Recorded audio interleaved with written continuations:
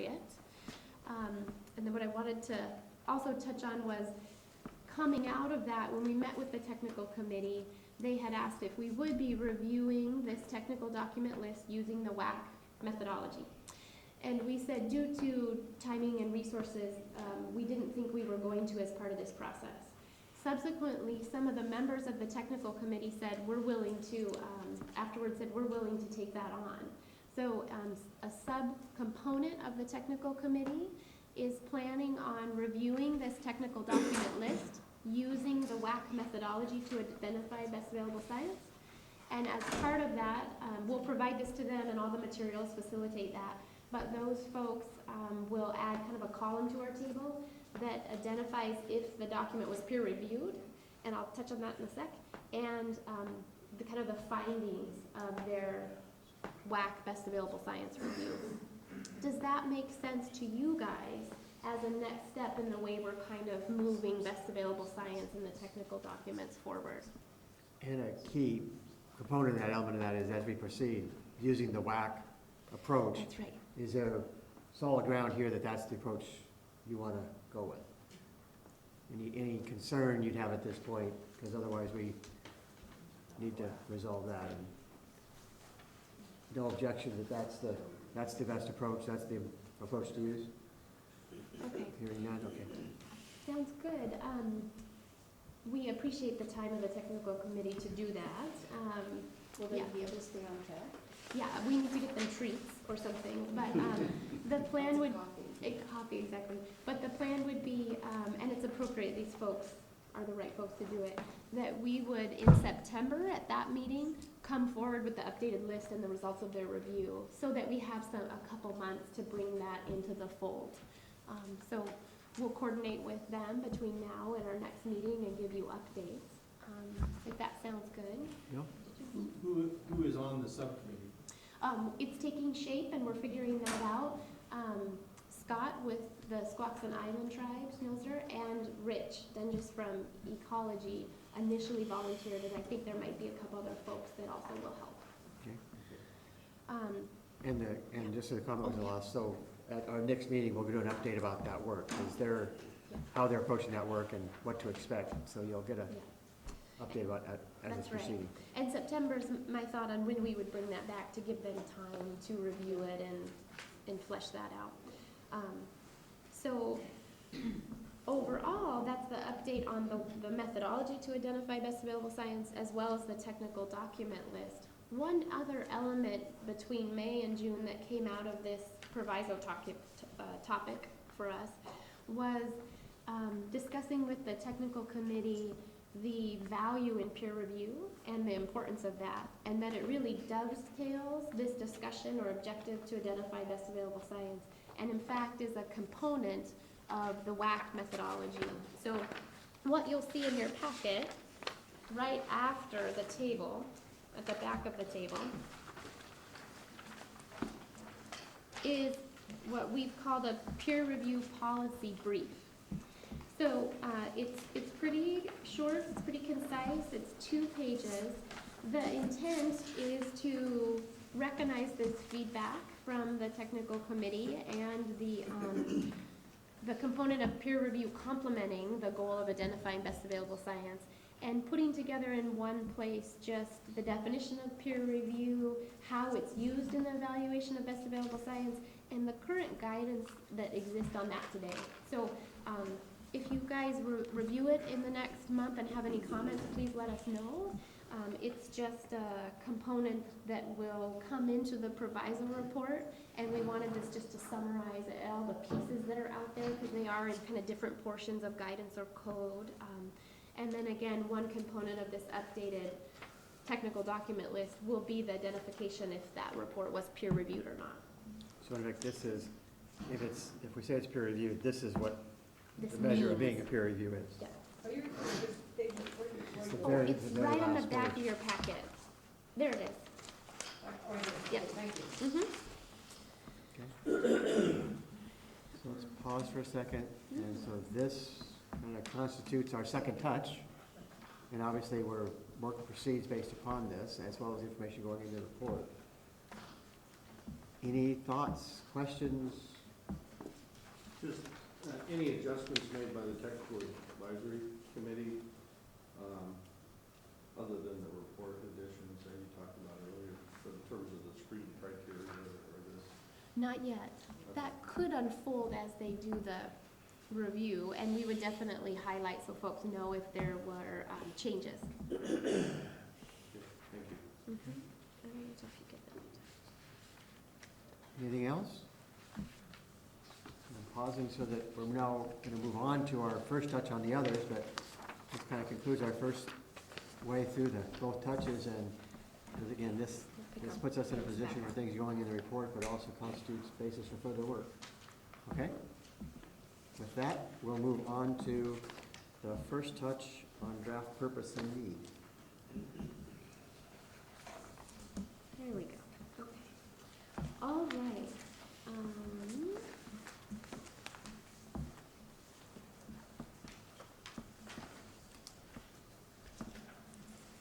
It's like writing on a board when everyone's watching you. Oh, okay. All right. So, last month, we had described that we were finalizing a draft purpose and need statement, or the problem statement that's used in an EIS and in the permit package application, to state why you're doing the project, what's the need for the project or the problem, and then it's also used as that governing structure that you look at options and compare them to see if you're meeting that purpose and need. In that dialogue, I had asked y'all if you would find it helpful to see example purpose and needs for context. So this first document is just that. I won't go into a lot of detail, but I want to walk through it briefly. It is a summary of example purpose and need statements for projects that have been permitted. They've gone through environmental and public review periods associating with the permitting process. They've also been implemented. All of these have been constructed or are currently in construction. So it helps give you a sense of how they took shape. And really the whole point of this is just there are lots of different types and flavors of purpose and need statements. They're absolutely customized to the project complexity and objective. So the first couple there with the header of straightforward development infrastructure need, those projects are kind of short and sweet. They're a couple sentences.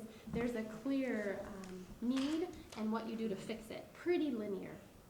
We start to, as you look at the next blue header that says collaborative redevelopment project with secondary goals, you start to see things or a project description where there is a primary purpose, but then it's weaving in additional goals that need to be recognized in that project, and a collaborative nature where it's not just the project proponent, it is additional people that own the land around it, or tenants or operational things. It starts to get a little bit more complex. Then on the second page, primary project purpose coupled with system-wide ecological benefits. This one I pulled in particular. We're in the middle of permitting this right now and designing. This is where we have a primary project purpose of cleaning up contamination with ecology under MACA.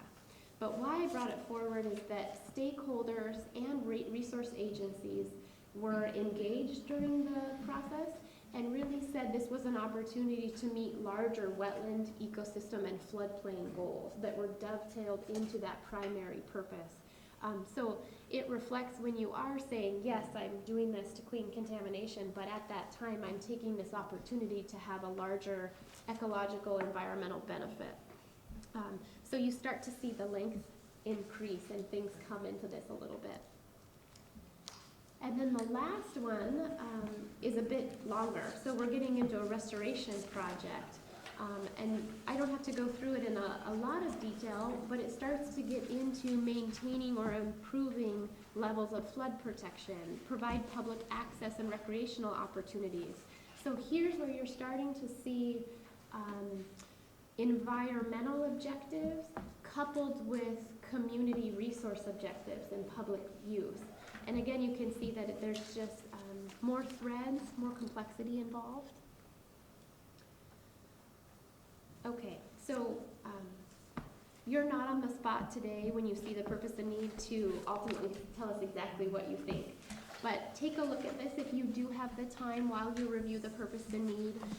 The technical committee folks have been wonderful in terms of the dialogue last Thursday, and several of them have our draft purpose and need in Word format so that they can redline and give us feedback. And so I absolutely want to spend time going through that feedback we got from them. But this kind of gives you context that, again, we've got flexibility on what the purpose and need statement looks like. Okay, here it is. So it may seem like not a big deal, but it's kind of a big deal. So one of the first questions we had and a member of the technical committee brought up last week was, has there been a problem statement or purpose and need statement for Capitol Lake before? And surprisingly, the answer is no, not really. The previous EIS process, the work that's been done, looked at multiple goals and objectives and differences of opinion and hadn't got to a place where it said the long-term management of Capitol Lake is solving this problem, or this is the purpose and need. So this is the first shot that we're doing together, which is great. I want to give you the context of where we want to go with it. Then I'd like to walk through it briefly and then summarize the feedback we got from the technical committee. So where we want to go is that I think we all would view this a measure of success if next month in July we are looking together at revised purpose and need statements similar to our approach for Second Touch that are reflective of community input, your guys' input, definitely with a heavy focus on the technical committee input because those folks are the ones that do this day to day. We're looking at, so the goal would be next month we're looking at revised purpose and need statements. We're seeing if we want more revisions. It could be we congeal on one statement or we could have two versions, but that then we ultimately get to a place of consent where we say, yeah, I think that does a pretty good job capturing the goal that we really want for the future of Capitol Lake and Deschutes Estuary. And that then is presented in the proviso report, and it truly is the foundation of the EIS. And we would all recognize that when we get into the EIS process, there may be evolution of that, but that people aren't reinventing the wheel and going back like we did to see what's been done, that we've brought it forward and expedited that process. So that would be our ultimate goal. So what you'll see here is that first paragraph, and I'd like to just read it, really is the key statement. That's really it. And it's the purpose of the Capitol Lake Long-Term Management Project is to improve water quality and manage invasive species, which would restore and enhance community use of the resource. The work proposed as part of this project is needed to comply with water quality standards and improve impaired ecological functions of the Capitol Lake Basin, which currently result in access restrictions.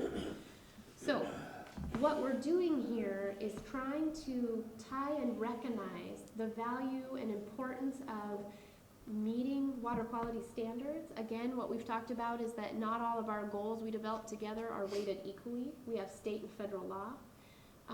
Part of that is we want to manage invasive species to have a healthy, sustainable ecosystem. But in doing that, and equally important, is restoring community use and having that be a vital part of the community and economy for the Olympia area.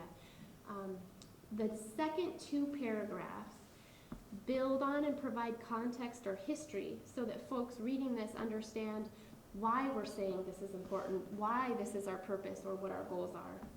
And then the last paragraph is additional detail on the purpose and need or our goals. So that's where we're going into a little bit more detail about water quality, enhancing fish and wildlife habitat, the importances of managing sediment, that kind of thing.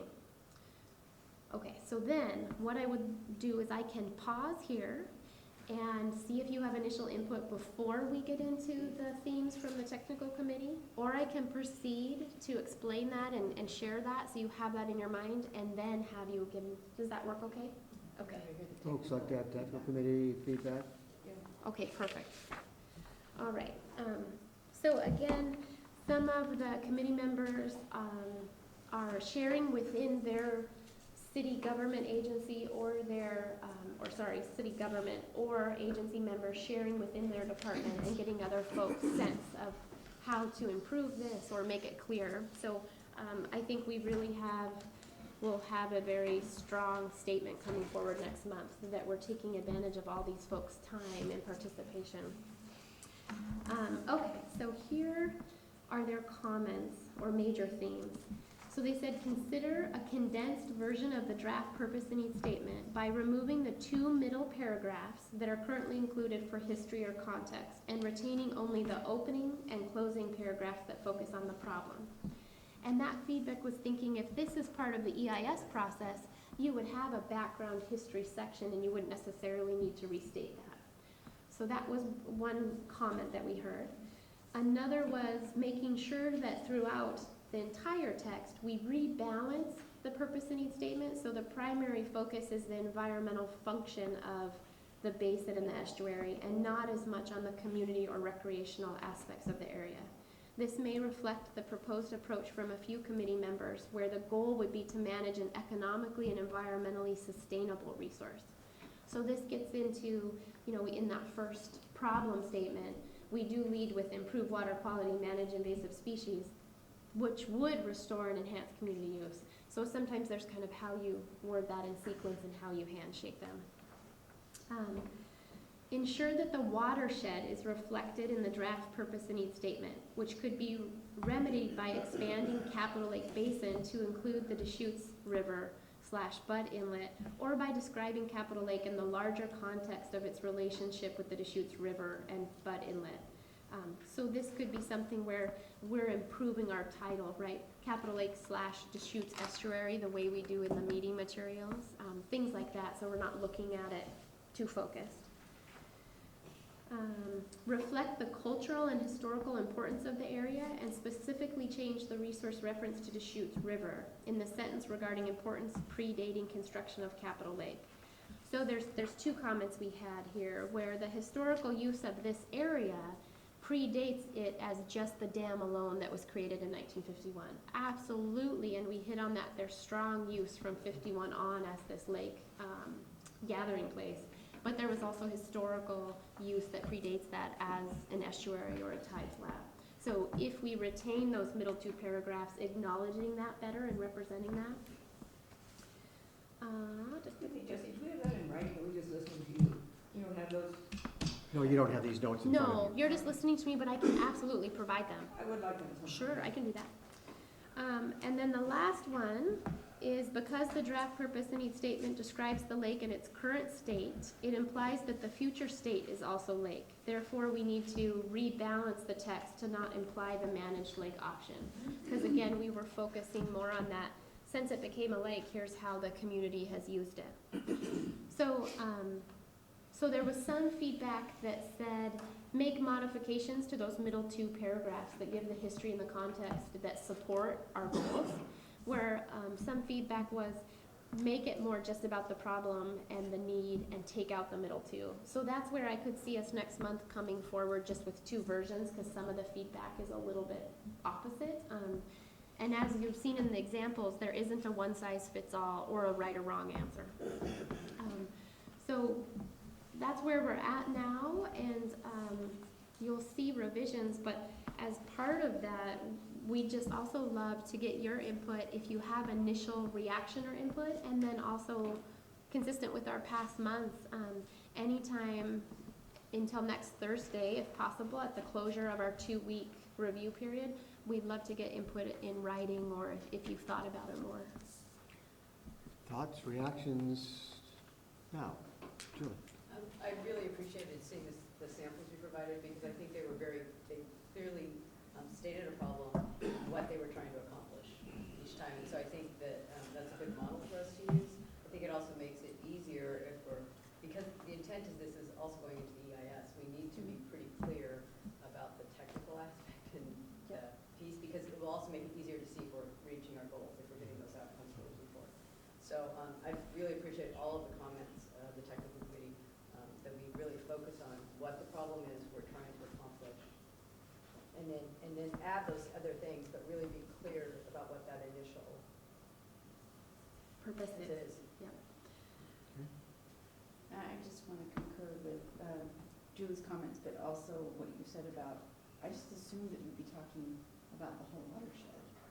Yeah. You can't just pluck one thing out of it, it's all Well, and I think we were so close, we kind of thought of course it's about the, did that just get weird? I don't know who's smoking. Sorry. That was We scary. also, I think we're so close, we thought, oh, of course this is about the whole watershed. We were so close that then we stepped back and said, oh, we do just say Capital Lake Basin. You could infer, we do say Capital Lake Basin and it's watershed, but I think there's a few things in the title we can optimize to recognize that. Sometimes when you're so close, you don't even see. Right. So you're right, I think absolutely this is a, and in line with Ecology's presentation today, it's all interconnected.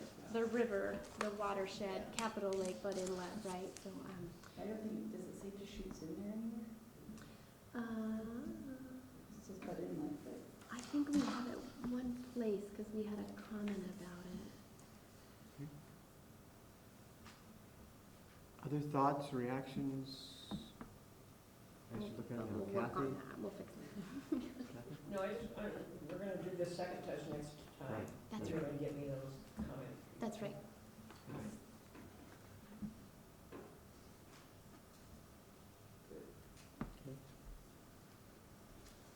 Giving us a moment to ponder, see if there's anything that strikes you as you look at it. So one of the reasons for two versions might be that there is a scaled down focus only on the purpose and pull out background information. That could be why we have two. That's exactly right. I think the input from the technical committee member about if this is in an EIS, you already have a background section, you don't need it, is spot on. But then if you move forward and think, well, if I'm in phase 3 and I'm putting in a permit application, you weave this in because those agencies review the purpose and need statement and they don't have the full EIS. They need that context. So we might have two versions that move forward and they're still the same thing, it's just one's expanded and one's not, Okay. or, And then there are a variety of, they are wordsmithings, but they are important messages about Yep. how things are said, the watershed, and also there are other comments about how the description of what we're focusing on that's exactly right. is presented, Mhm. which becomes important. Jesse, as it pertains to those middle two paragraphs, you know, I get what the comments are coming in, say, well, if you've already got those in the background or the history perspective, you know, why do you include it here? Mhm. Is there a downside to having the information in this?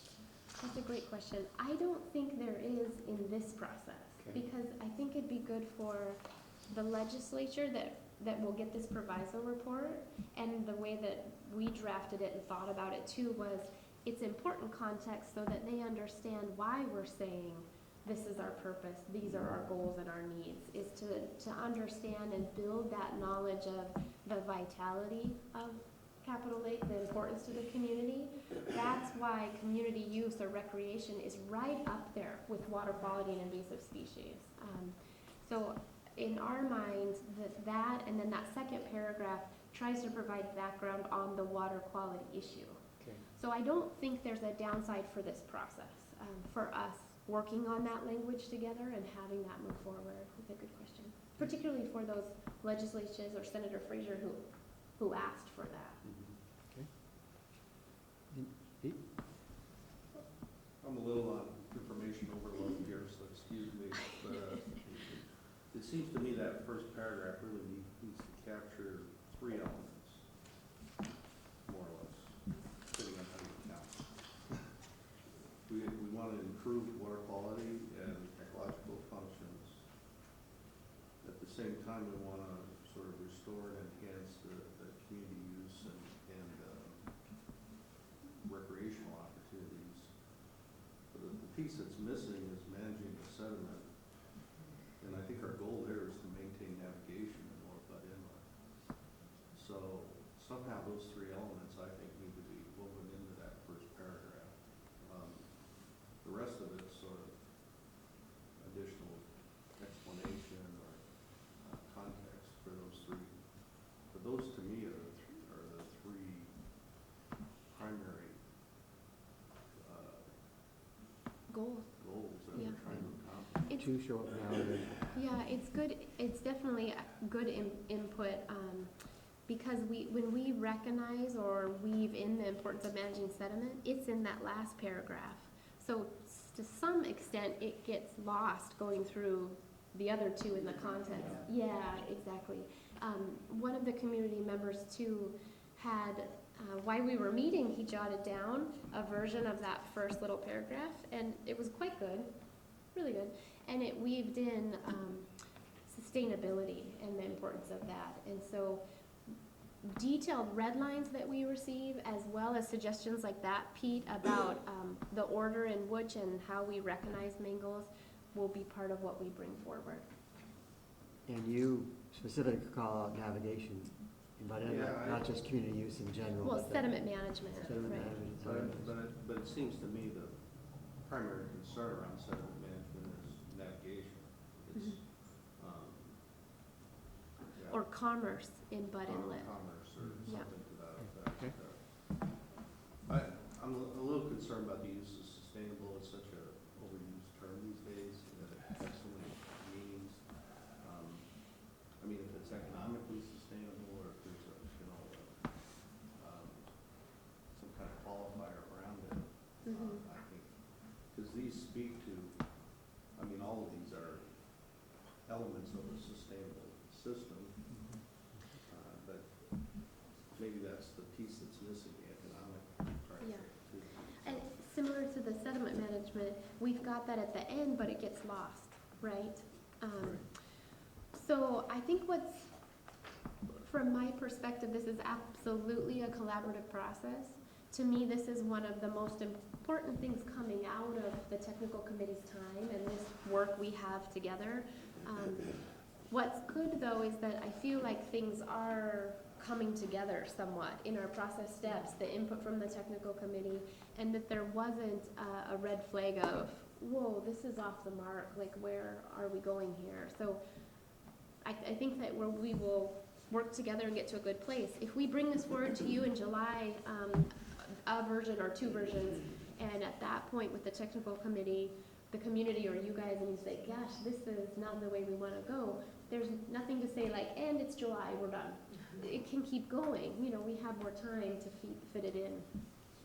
Anything else you want to ask or observe, react to on the purpose and need statement now? And I'll email the technical committee's input to you, those themes. And I would like to thank the mayor for bringing that up about sediment management and commerce language or something. I think that should be. More prevalent.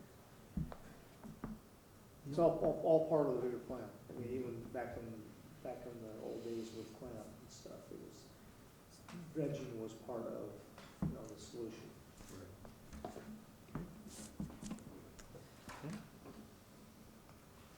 Okay. And then the first touch on identification of hybrid options. Are we close to that one, Trav? Yep. Nice. We're a Okay. couple minutes behind, but we're good. We're not too bad. We got a half hour at least. Okay, so as we get into options, the timing of this coming before you guys is really, the point of this is that when you start to look at options, the natural first place you want to go is, well, how do they stack up next to the goals we've all talked about? Do they meet those goals? Do we know enough now to know if those options would meet those goals? So let me switch PDF one more time. Oh, yeah. This one will be attached to the piece you were just looking at. Should be probably another document, the one There it is in that guy. in this. Yep. Right. You've got it. It should be the last pull out in, Perfect. Okay. So, all right. The proviso, so as you guys know, going back to the implementation plan for this phase 1, our primary objective is meeting the directives of the proviso report. We are collectively taking that, I guess, to the next level and doing it in a way that it facilitates that EIS, that we get forward to being able to move forward and make a decision. So the proviso specifies looking at identifying hybrid options, and it has certain terms around those options and components of those, and identifying broad community support or concerns, I think is the way it's worded. And it does focus on hybrid options. So this month, we are focused on hybrid options. Next month, we open this up and we look at the full range of options, not just hybrids. One of the things also that I wanted to just remind us all is that we had communicated it more early on, March, April, and May, but from mid-April through June, we have been open to any ideas for hybrid options and soliciting that from the community. So what you see in front of you are the 3 hybrid options that are kind of the most fleshed out that have come forward, and there are a few others that I just want to acknowledge and touch on. So in blue on the left is a dual basin option. That is what came out of the previous 1999 EIS and that evolved in the CLAMP process. So that has the, I guess, furthest level of conceptual design and technical analysis because it was part of the Deschutes Estuary feasibility study and all that CLAMP work. In the middle in green is the option titled Dual Estuary Lake Idea, or DELI, and that's an option brought forward from the community. Steve Shanewise, who you guys will be able to hear present later this afternoon, and he'll really, I'm sure, walk us through the elements and how he envisions that. And then in the orange on the right is the Percival Creek Rechanneling and Salmon Habitat Rehabilitation Plan. That option's put forward from CLIPA. We also received an option very similar to the dual basin, but had a freshwater reflecting pool like DELI, and I'm going to go through the descriptions of these, but it was represented by those two so much that it was just a couple statements, so it's basically represented there. There was also a hybrid option that was titled Capital Lagoon, and that was proposed. It includes brackish lake management, modeled after a typical coastal lagoon, so it would have saltwater input. And there was a narrative description that in the winter, there would be the lowering of the dam, and that marine water would be able to come in the winter, so it would be a brackish system. And there wasn't much more beyond that, which is totally fine, but it wasn't at a point where we would walk through different elements of it. It was that concept. And then another option came forward for nutrient harvesting, and that one we really felt wasn't per se a hybrid option. It was a component that could be added to any option. And so next month when we look at an expanded everything from full estuary, managed lake, and everything in between, it's something we want to describe with you and bring forward that the community has presented. So the 3 in front of you are what we're focusing on now. So before we look at them a little bit, I want to explain the initial feedback from the technical committee and then where we think we're going with this. So when we met with the technical committee in a graphic very similar to this, but we made some revisions based on their input. That's like the first time we've touched something between the technical committee and the meeting with you. We also had a table that was identifying key components of the 3 options. And the technical committee's recommendation was that gets confusing, and the way it's organized, don't focus on the elements in detail about every option. Look at it a little higher level, and what really they felt like makes sense is doing an initial consistency or comparison of these options to those project goals that we developed. So what I'd like to do today is walk you through these so that you have kind of context and knowledge of what they look like, allow you to give input or ideas for different components of hybrid options or options that you guys may be thinking. And then at that point, that's kind of it for today, but where we're thinking of going is that we have developed a table that identifies the goals of any option, and it's the goals we built collectively in this process, that figure 3 that had the yellow reoccurring themes that went to the blue, I think it was yellow to blue. And we've got column setup that we would, in a narrative form, identify how a particular option initially, we think at a first blush, complies or compares to those project goals, how it would meet that.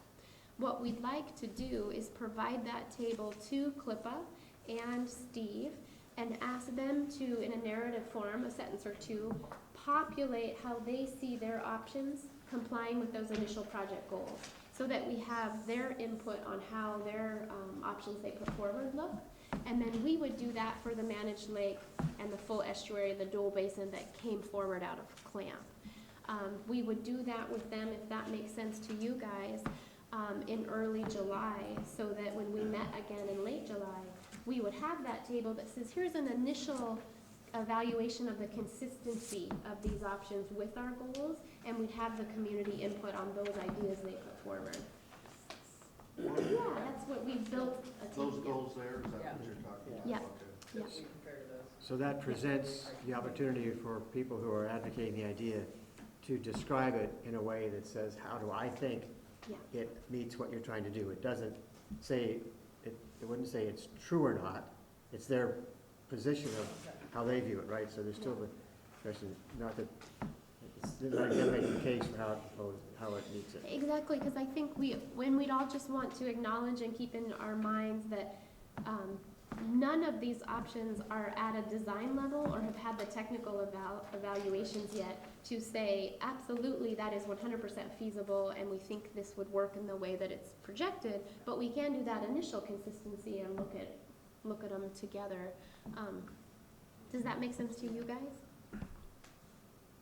Thoughts, reactions? Is our next step? Jeff? Jesse, what's your objective here with these, at this point, multiple hybrid options? Got it. Where are you trying to get? To land, what's our landing point?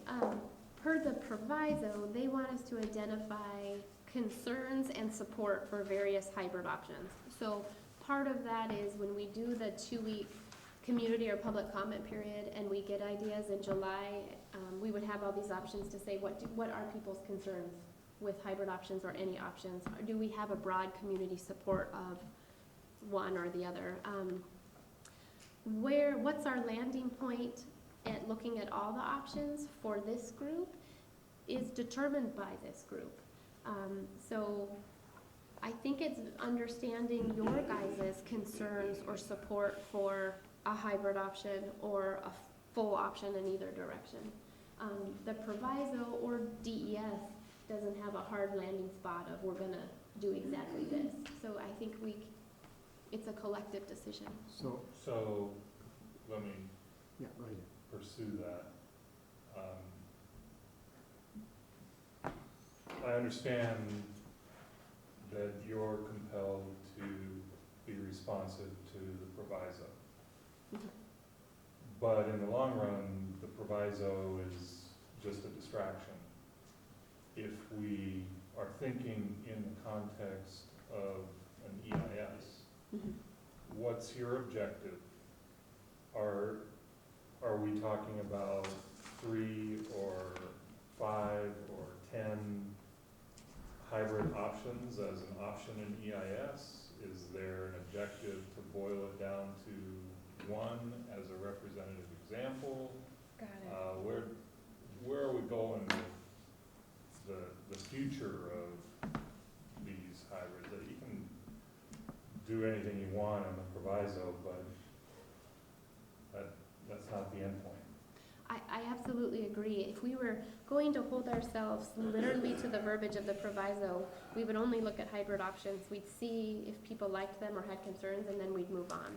But we do want it to be useful. So in the EIS process, if we collectively, and the we is all our meetings, the whole process, came forward and had an hybrid option that moved forward, that would be great. So the EIS would say, here are 3 options, and that could be managed lake, hybrid, or estuary, or whatever we land on. It would be the starting place, but as part of the EIS process in scoping and initial engagement, there is the opportunity for more ideas to come forward. That's always the way the EIS process works. You can go into the EIS with 10 things, you can go into it with 2. So I don't know if there's a right answer. It depends on when things move forward. Do we end up with a consent or a consensus around different options this month, next month?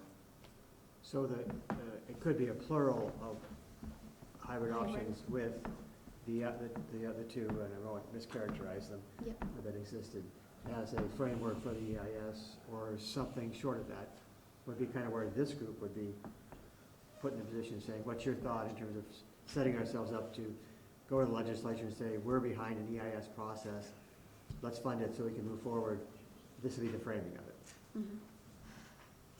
Jeff, does that not just answer to the thoughts, if you want to pursue it further? I'm just putting it out there, we're gonna have to deal with it in one way or another. You know, do we jettison the whole concept? Do we have a representative idea going forward?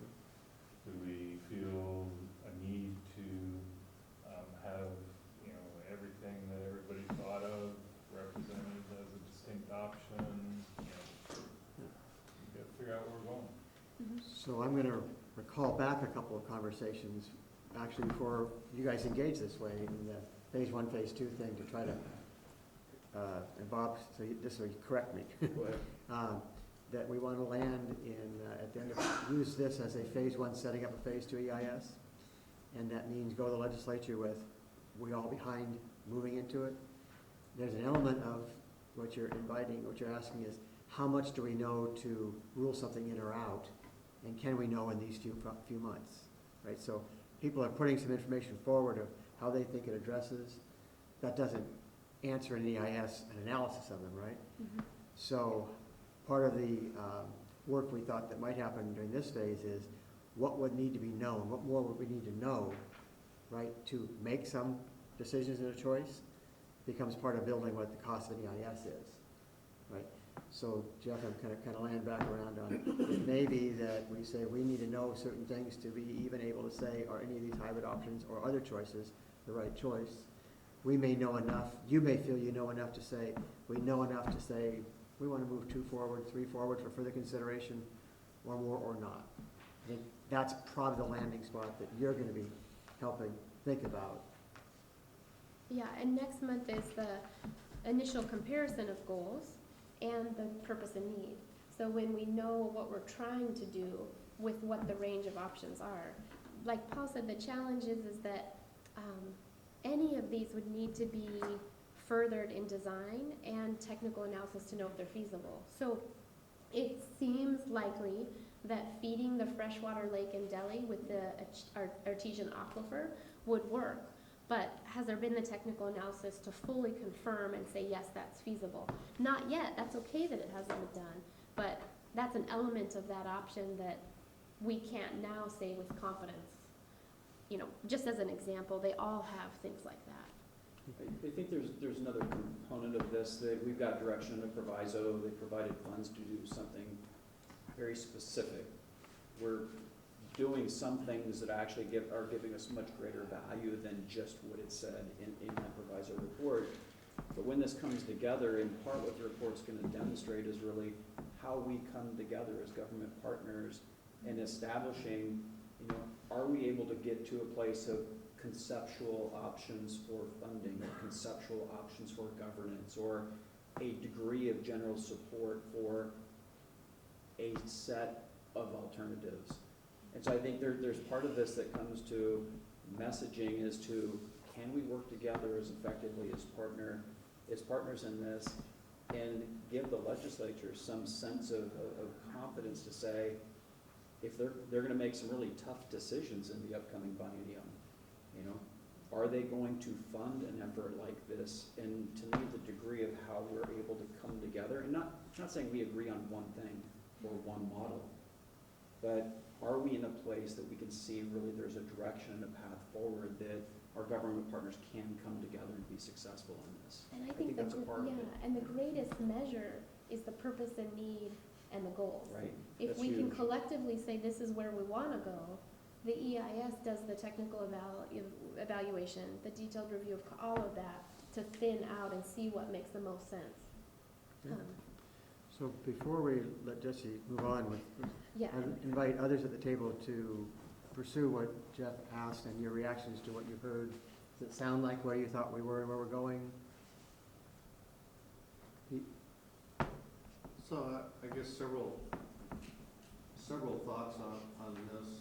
I'm not sure we need to spend a lot of time describing these or walking through them. No, I don't, I will just touch real quick, but then, There's a sort of a process issue here, as early on, we talked about maybe, you know, having a design shred or some opportunity for people to just put stuff up on the wall and throw their ideas out.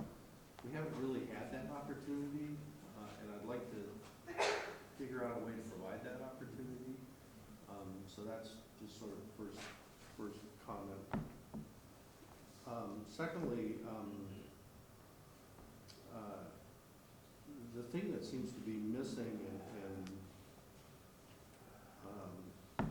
in these alternatives is the sediment management component of all of this.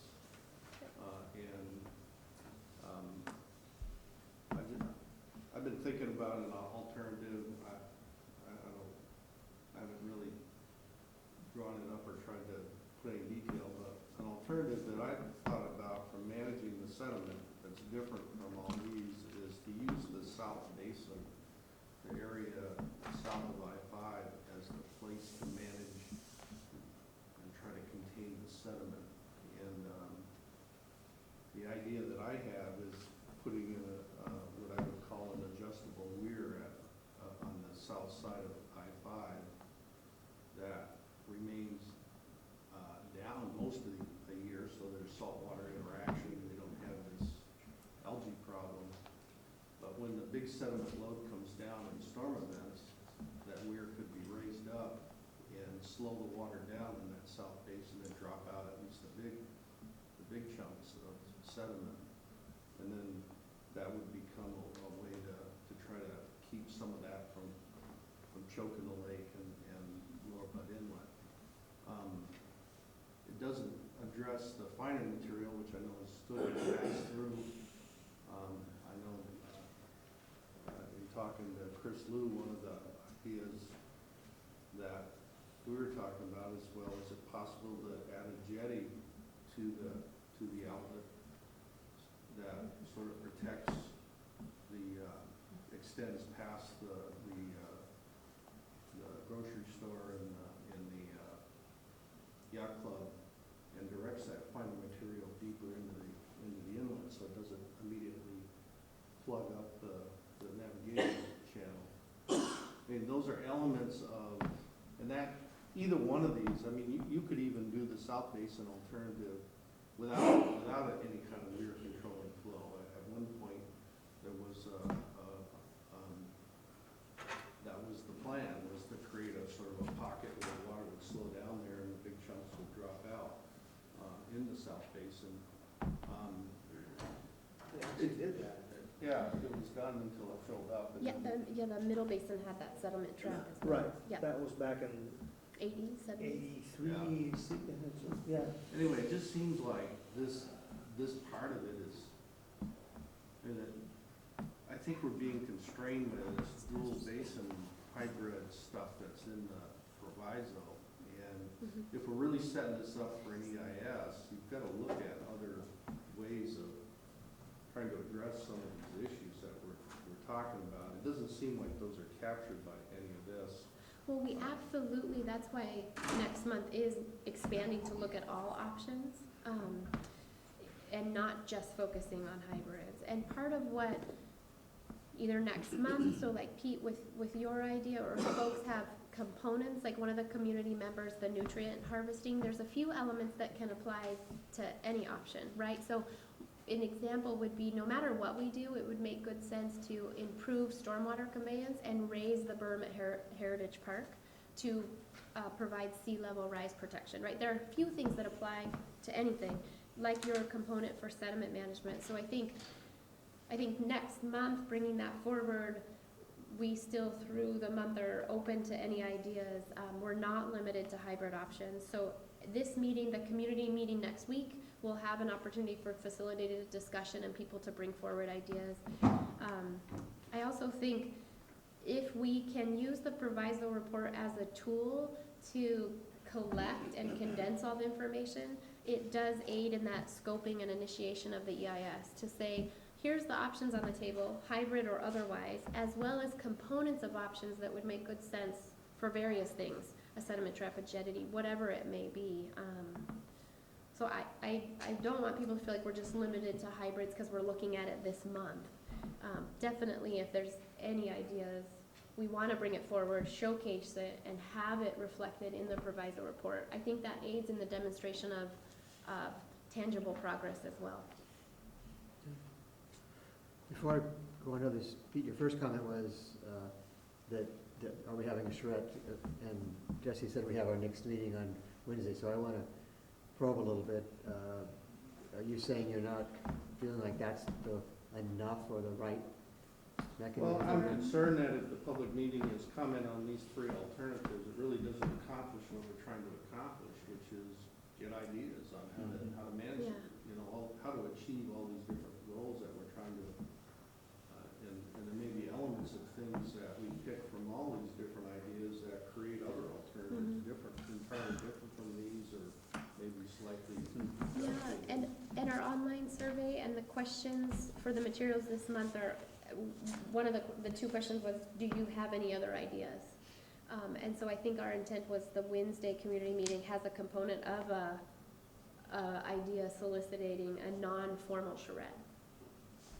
But we were using just the community meeting as a forum for that, and then assuming the technical committee or the executive meetings, everyone, you guys or the technical members would bring forward their ideas. So I think we have the channels to allow the info to come forward. What you're saying is it's the collaborative brainstorming together that isn't really there.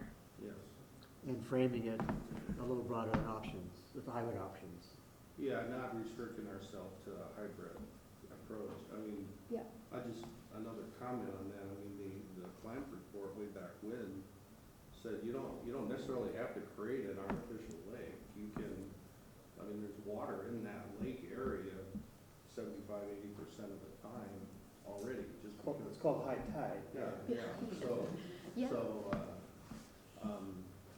Again, re-examining that alternative, what can we do to enhance that, feature without having to spend all this money to create an artificial, barrier Yeah. and managing.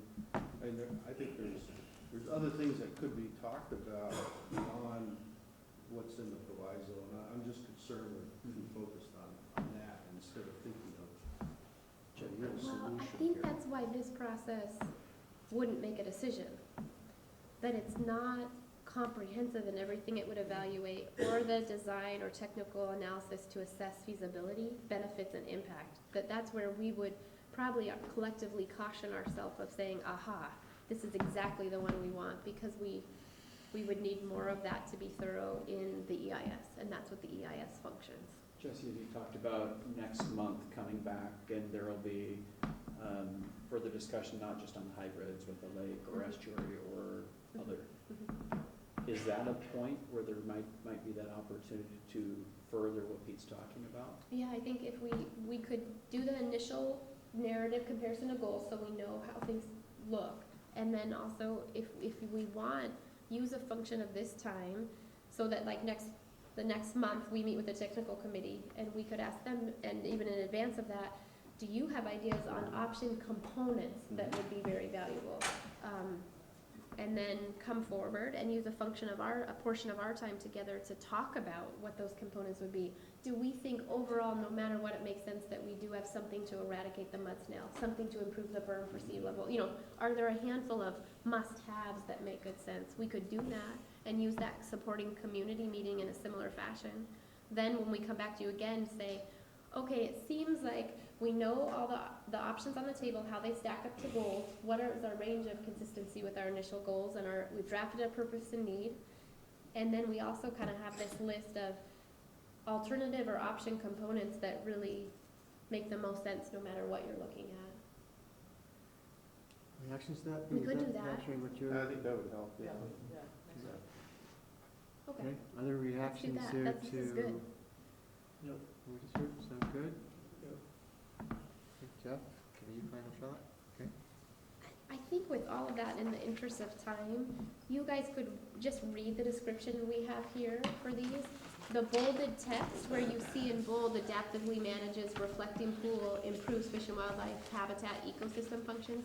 Those were the charges in the proviso, the things that they wanted to hit on. So we put a description of the option within that context. But you guys could look at it, and then again, Steve is going to talk later this afternoon and really walk through it with his vision and design behind it. With that, I think we're wrapping up our first touch on the hybrid options. We've got some, couple of process updates here in our final minutes. Process updates on funding and governance and sediment management. Bob? All right. So first update on funding and governance. We had our Tuesday meeting of this week, and I'd say it was really a productive meeting, very engaged. All the participants really came at this and looking at what we got to is we were talking about attributes. You know, what are some of the strong attributes of a governance model or a funding model? We're not there yet, but we've got a lot of information that came in. So we're in the process of summarizing the results of that meeting, getting that information back out to the members. I definitely highly recommend, if they're not already engaging with you, that you engage with them to make sure you're hearing the things that are, the types of attributes that are at least starting to be crafted, to see if, you know, it makes sense to you and if you're also in support of those. But I think it was very productive. We're also looking at a number of different areas. You know, there's a distinction between long-term management of the waterway. There's discussions of the scope, you know, what does it include? Is it, you know, all the way Thurston County part of the river? Does it include Lewis County, any portion that's in Lewis County? Is it Bud Bay? All of those things, you know, they're looking at if you had a funding or a governance model, how would they see that being appropriately supported? Also breaking out and identifying when they're talking about, you know, major capital improvements or infrastructure that would be required as part of an initial project or whatever that might be. What are different components or alternatives that we should really be thinking about or pursuing forms of funding of all types? So there's an inventory of that type of information that's starting to be gathered. So all in all, it was a really, I was really happy with the meeting when we came out of it. Have you guys engaged or heard anything from your representatives yet? Any feedback? Haven't quite had time to do that Sure. yet, but. Yeah, it was just on Tuesday. Plan on doing that, yeah. Briefly touch base, but really haven't spent a lot of time going through the comments. I know my representative got some comments on there we're gonna discuss. We haven't done it yet. Okay. Touch base Okay. and have it on the calendar. Yeah, I've met with Ed already, so. Outstanding. Okay. Any questions? Well- This is a super high clip update. What about the funding? In regard to, tell me what you mean, give me more. This whole group, where we're heading and how much more money do we need to bring this thing to fruition? Is that part of what our discussion is, or? Do you mean as far as the next step, like to Yeah. move to an EIS, or do you mean if we have a governance model or a funding model for long-term management? I'm talking about this group and the continuation of the study. Do we have enough money to bring this thing to, or are we looking for more money after that? I was under the impression there was more money for funding to continue this study. Okay, so there's the second part of my update, but I can go into that. It's a good entry to that discussion. From what we're currently doing, the legislature provided us with, in this proviso, $250,000 to complete the body of work. Correct. As we initially started going down this path, we've talked a lot today about sediment management and how critical sediment management is to the overall activity that we're performing. Sediment management was not part of the proviso. It was not included in the proviso. And we're at the point right now from a funding perspective to complete the body of work that's required by the proviso, that we don't have adequate funds within what the legislature provided to perform that body of work on sediment management. So we've really looked at and scrubbed and evaluated and looked at all aspects of this project to bring the proviso to closure, to make sure we're making effective use with all of that. But we are not going to be able to include, as I would say, the funded part of this project, inclusion of sediment management. What I would say is there's great interest from everybody I've talked to of continuing to pursue sediment management. It just wouldn't be necessarily timely enough to be in the proviso report. but I believe everybody around the table that we've had these discussions with agrees sediment management is a critical part of this, and there's interest in us continuing to work together on that. Part of what we're doing is to make sure we can identify how can we fund that. If we're utilizing consultants or people with expertise that's gonna be necessary to work on the sediment management issue, we need to be able to fund the activity. And so we absolutely would love to continue working with you all around the table, our partners, and identifying what means might we have to do that, what kind of grants might be out there that could be accessible to support that. And we can work that in a parallel path, but we need to be able to address that funding component.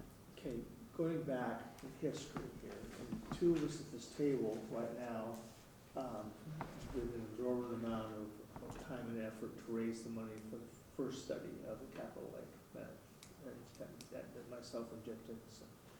And we raised $1.3 million, $5 million? We're good at money. Yeah. It's not counting. Yeah, and we did that, you know, with the idea, that was a lot of money. And we did all kinds of studies, and, not to say this isn't a good process, but I'm saying a lot of the stuff is redundant, it's what we've studied and stuff before.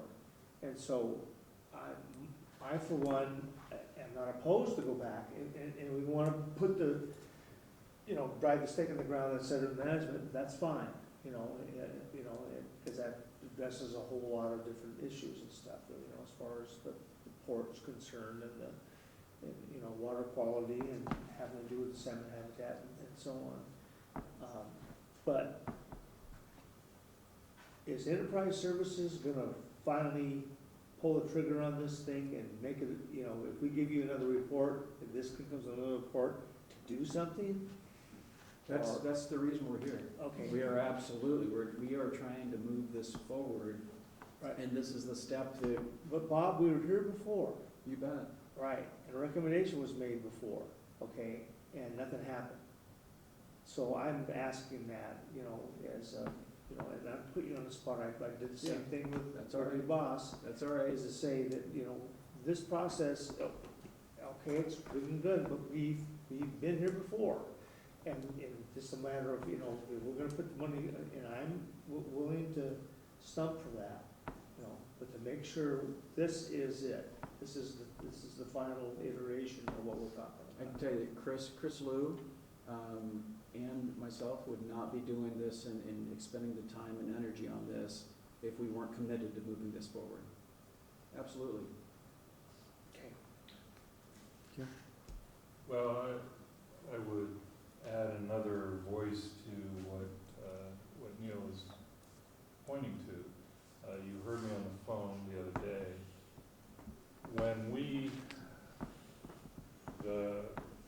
all the partners that were involved in the clamp process met and discussed ways to move forward, there was consensus about two things. One was that we needed to do something. Continuing to spin around was not acceptable. And the second was we have some unanswered questions about sediment management, and we need to get to those. And I would point out that those discussions, many of the people here at the table were involved in that. Those discussions occurred before a proviso ever existed. And there was a commitment at that time to move forward on that basis. Now, this is why I said earlier, the proviso is just a distraction. If anything, it's a delaying tactic. All this focus is being put on things that we've already done before. And no focus now, according to your assessment, is being put on the thing that we all agreed needed to be done to advance the discussion. Hence, delaying tactic. Hence, not acceptable from where I sit. Okay. Here, here. So, I'm just putting the group on notice that the tribe is evaluating the current status that we face in this process and questioning whether it's worth our trouble to keep playing this game where we spin around in circles and don't advance the issue. Okay, here. I'm not gonna take issue with your points. I think, you know, there's frustration in wanting to move this forward, and I totally appreciate that. DES is committed to doing everything we can to move this forward. With the funds that were provided by the legislature to perform this project and in the direction that they gave us, we're following that direction. What we are very open to and interested in is partnering with you to identify, are there other means of us working together and identifying funding sources that we can include and address sediment management as we're moving forward. I would love to continue to do that. Bob, I'm talking about actions, not words. I understand. You know, DES was at the table, they made that commitment. I wanna see action. Are there other comments, thoughts? Here, thank you for your comments. Are there thoughts? No, I'll just chime in support of what has been said already, in that, you know, that's one of the prime reasons that we're so concerned about what happens to the lake is the management of the sediment as it flows out into the inlet and into the navigation channel. It's been brought up several times by the mayor. Jeff has eloquently spoke to it this morning, as well as Neil. And so I know we're trying to find funding that could be available if the port could sponsor some of that.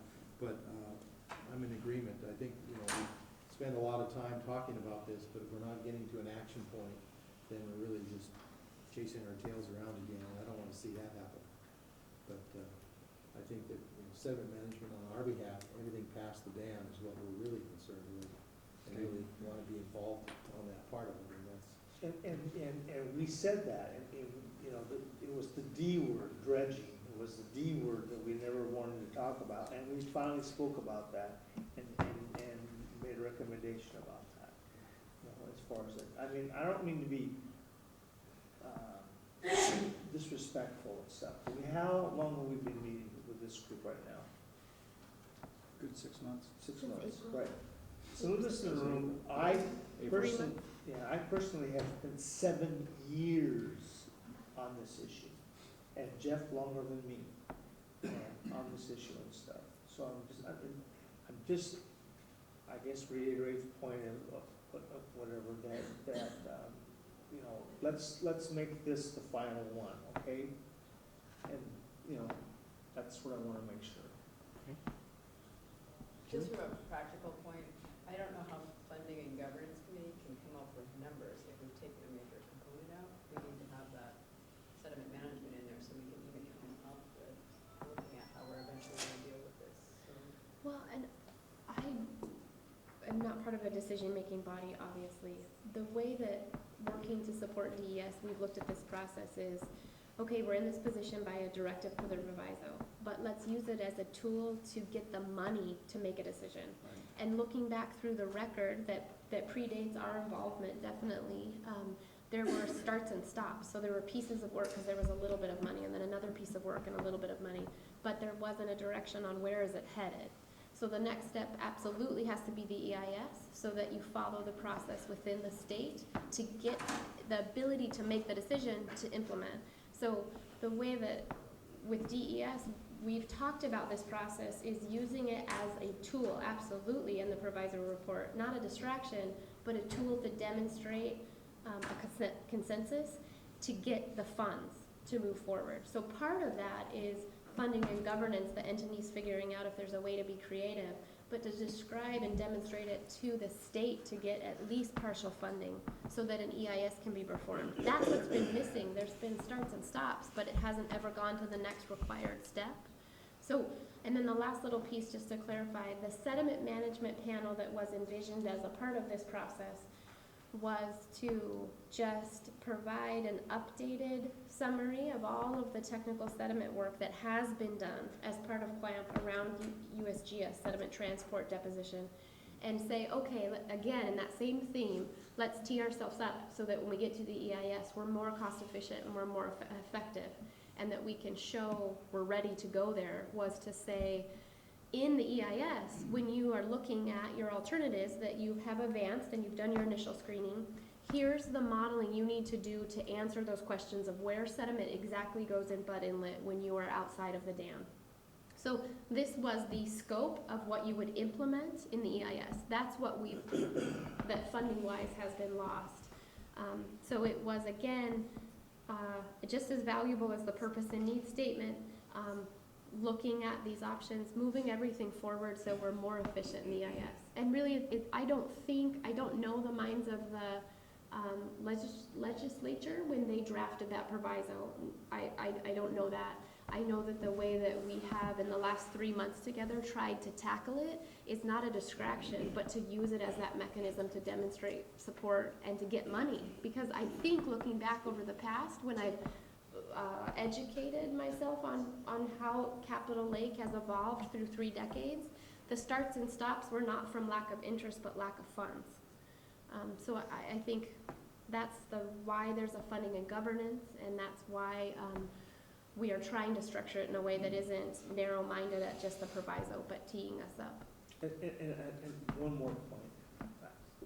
I, for one, spent so much time on this, and so much time with the general administration, the predecessor to DSS. I was actually invited to retirement parties of people down in general administration. And I attended retirement parties because I was so much part of the group down there or whatever, so, yeah. Jesse, with all due respect, you are a youngster in this process. But capable. The panel that you described was in itself a compromise when DES made a first attempt to leave sediment management out of the discussion. And it's not the desire. When you look back at the feasibility study, there was substantial work done on sediment already, and there is modeling information for sediment movement. And USGS left us with a few recommendations about ways they would improve that. That's right. You know, there's lots of work out there. It's all available on the DES website. The thought that we should just do some little screening to prepare us for the EIS isn't really where we're at. Mm-hmm. There's more work that needs to be done, and you know, this has been this incremental chipping away at what I would contend is a commitment that was made. I'm just asking DES to live up to that commitment. We're a couple minutes after our close. This has been a very important discussion. Kathy, Pete, Julie, others who haven't had a chance to comment? Well, it seems to me that, and part of my challenge has been, I don't think there's been a definition of what this sediment committee is going to actually do. And keeping in mind there's only 3 or 4 months of time to do it, I don't think it's realistic, for example, to expect the USGS to do another model or model these different scenarios in that time frame. I mean, maybe, if it's a matter of summarizing the previous work, brainstorming potential future solutions, re-examining the recommendations of USGS, which I have to admit I'm not familiar with, and somehow then scoping a task that then we go ask for funding. I mean, maybe that's something the technical committee, or maybe a joint technical executive group could work on.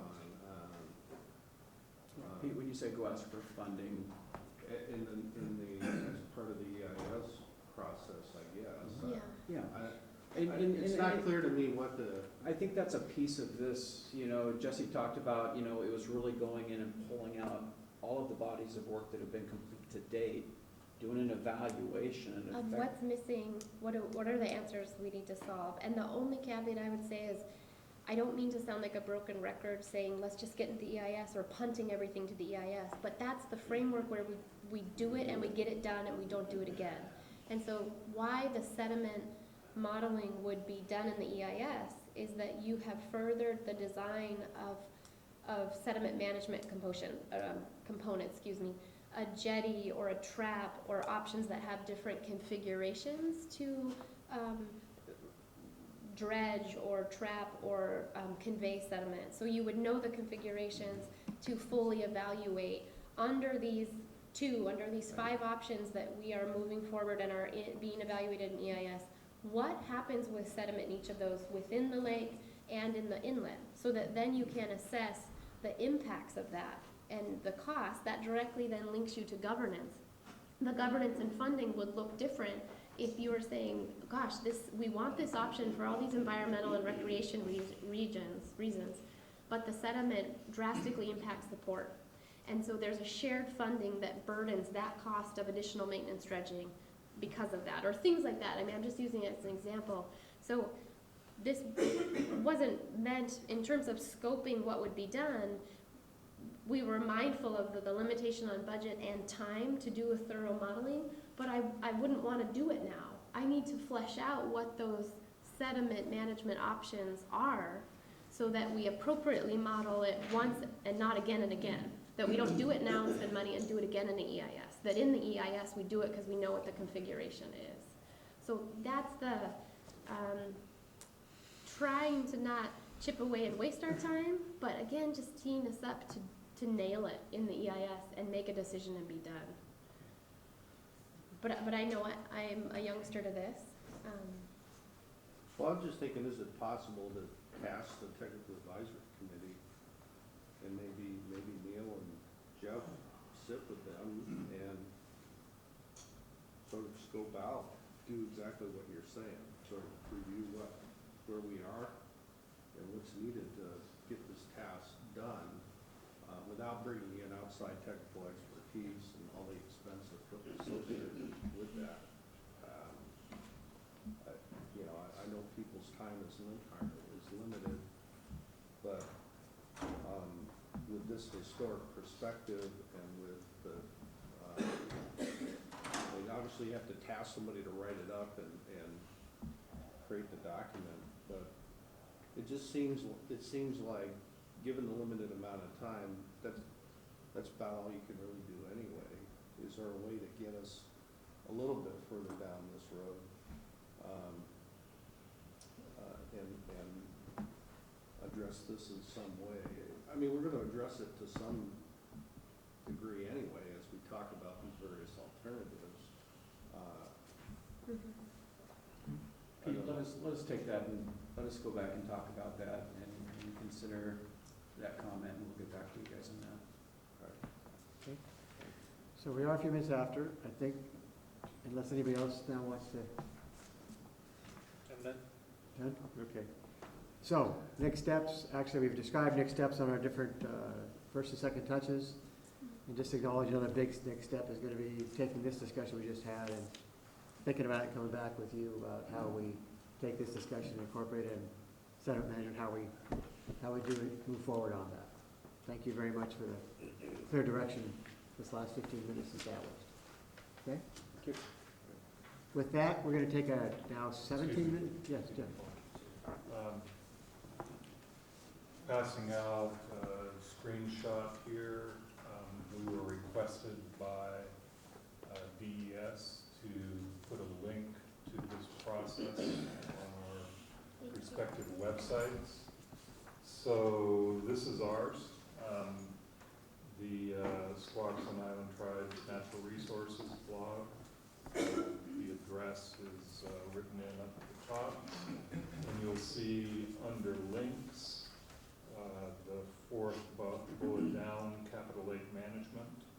That is the link for this particular process.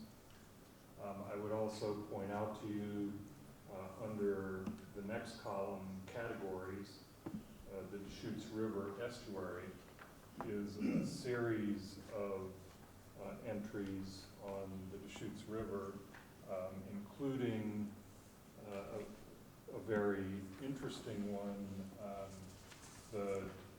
The paper by Emmett O'Connell that tackles the history of the development of Capitol Lake and shoots down some of the many myths about that development, and in particular the nature of the Wilder and White campus design myth. So there's some good reading there. So you can go to both that one and the Capitol Lake Management link. And for that matter, all kinds of other stuff on our blog. If you're interested in fishing regulations or educating kids or what have you. Thank you. Thanks very much. And our immediate next